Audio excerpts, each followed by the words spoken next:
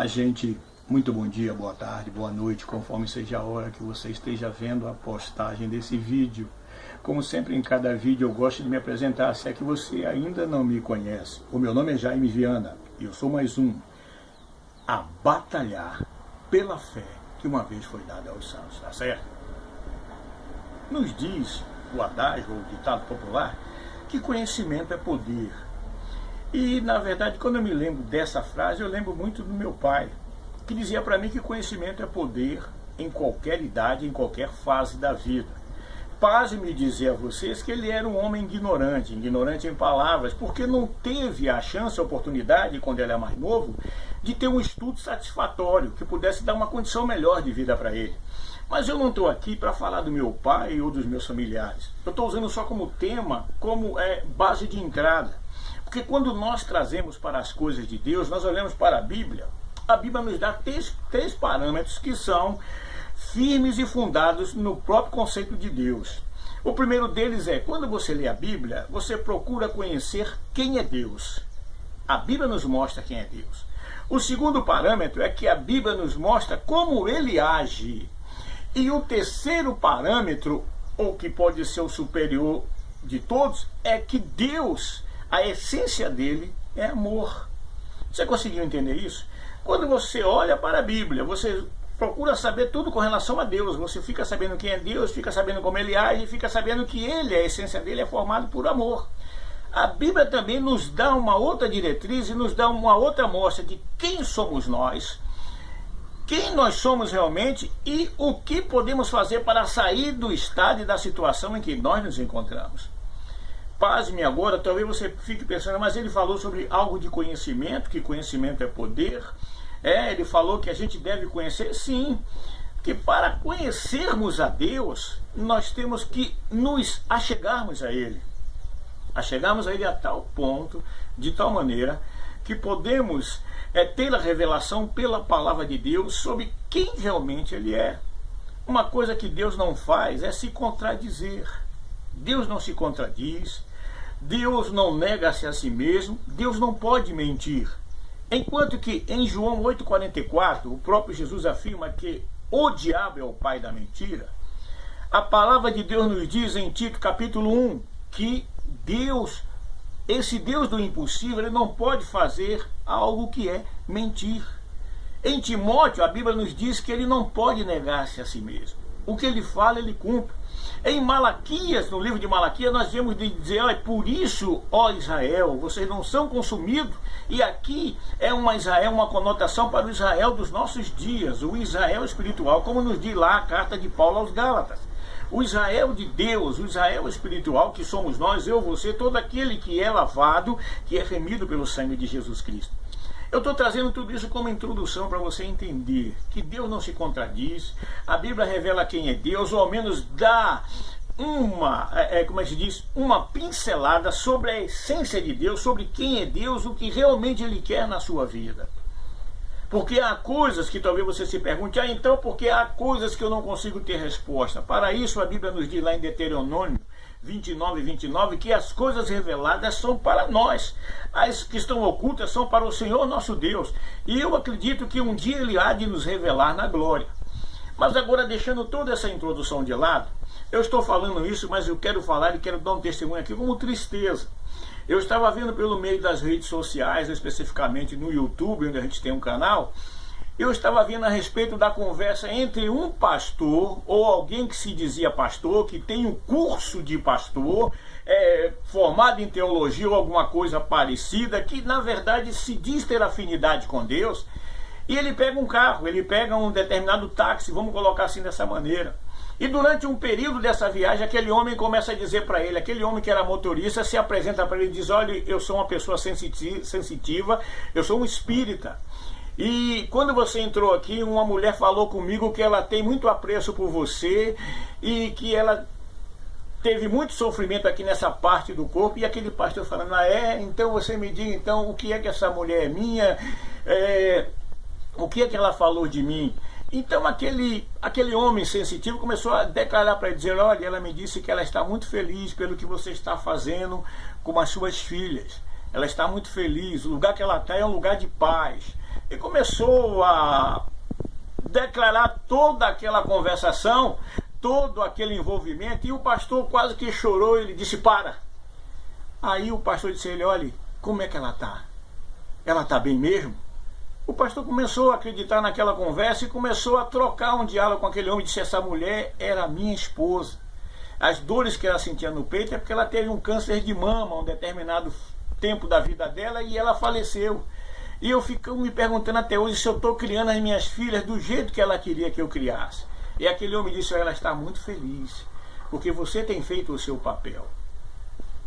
Até aqui passaria como um vídeo, um outro qualquer, mas quando nós fazemos uma análise um pouco mais a fundo, eu volto a dizer aquilo que o homem ignorante que chamava meu pai, que era meu pai, disse: que conhecimento é poder em qualquer fase da vida. O próprio Jesus afirmando a profundidade, a necessidade de se ter conhecimento, não só no capítulo 23 de Mateus, mas também já no capítulo, como é que me falha a memória? Já no capítulo 8, ainda do Evangelho de João, ele diz: e conhecereis a verdade, e a verdade vos libertará. Ainda no Evangelho de João: e conhecereis a verdade, e a verdade vos libertará. Só o fato de eu estar anunciando para você aqui é uma luta muito grande, porque uma coisa que as trevas não quer é que você tenha conhecimento, e o conhecimento de Deus, porque o conhecimento é poder que liberta. O conhecimento de Deus, ele liberta o homem do pecado, ele liberta o homem da condenação eterna.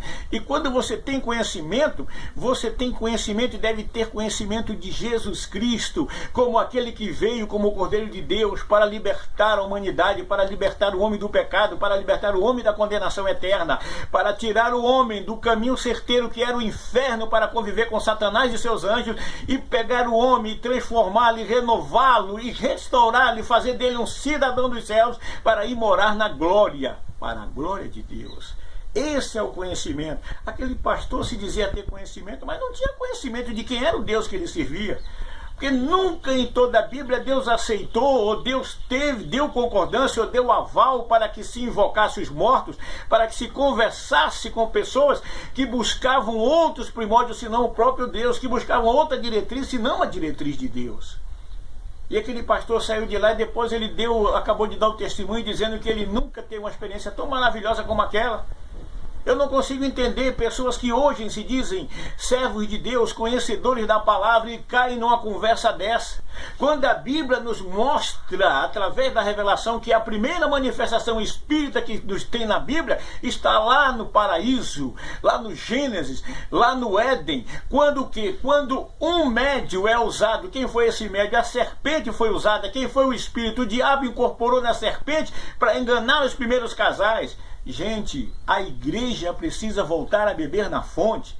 Nós precisamos voltar a ter conhecimento. E não tem sido assim diferente em outras coisas. Hoje nós estamos vivendo correndo atrás de campanha, correndo atrás de o poder disso, a oração disso, o manto disso, o manto daquilo. Meu Deus, é preciso só de Jesus Cristo. A Bíblia nos mostra como Jesus, o nosso único mediador entre Deus e os homens. Eu vou fazer uma corrente tal, eu vou fazer um jejum tal. Tudo isso, jejum é necessário. É preciso fazer jejum, é preciso andar em oração, é preciso andar em comunhão, mas acima de tudo é preciso ter o Senhor como Senhor em nossas vidas. Não direcionar a nossa fé, não direcionar a nossa esperança para coisas materiais. O que era no passado, que era feito, foi no passado como transição para que hoje nós sejamos verdadeiros adoradores do Senhor Jesus Cristo. Infelizmente a igreja hoje ainda está nesse oba-oba. Nesse mimimi direto. Vamos aqui, vamos fazer a campanha tal, 7 dias no monte, 7 dias isso, aquilo. Para que você vai no monte? Se Jesus está dentro de você, se você é o templo, por que eu tenho que ir até o monte para orar? Você sabe por que Jesus ia no monte na época em que ele estava aqui na terra? E não deixou isso como exemplo, mas ele ia ao monte primeiro, porque existia um lugar de separação.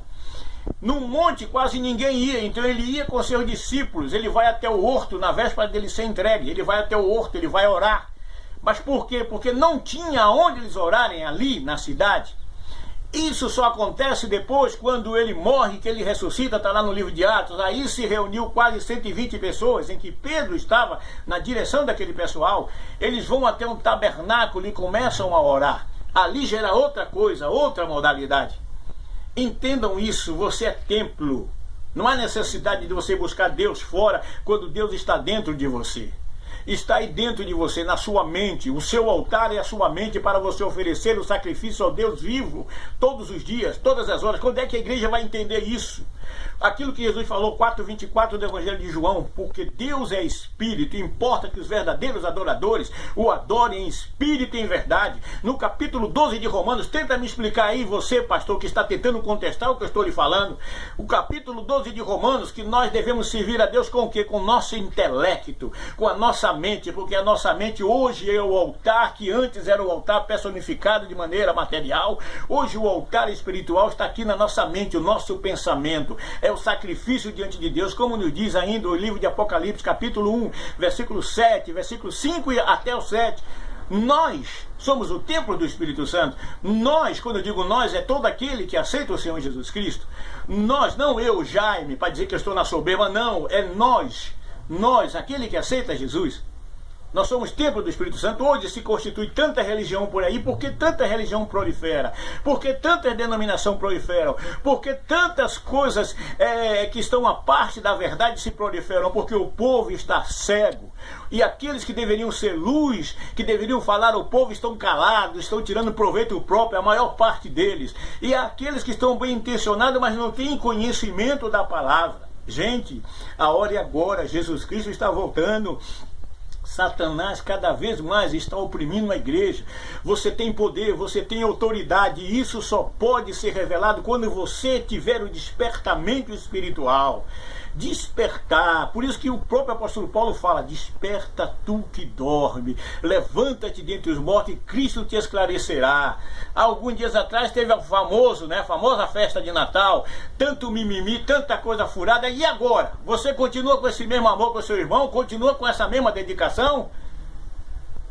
Quem é Deus? Deus é aquele que pode fazer tudo em nossas vidas, e parece que apesar de ele estar perto de nós, está como se fosse um vidro, o vidro da incredulidade, o vidro, muitas vezes, aquele vidro da falta de conhecimento, porque conhecimento vai te dar uma certeza.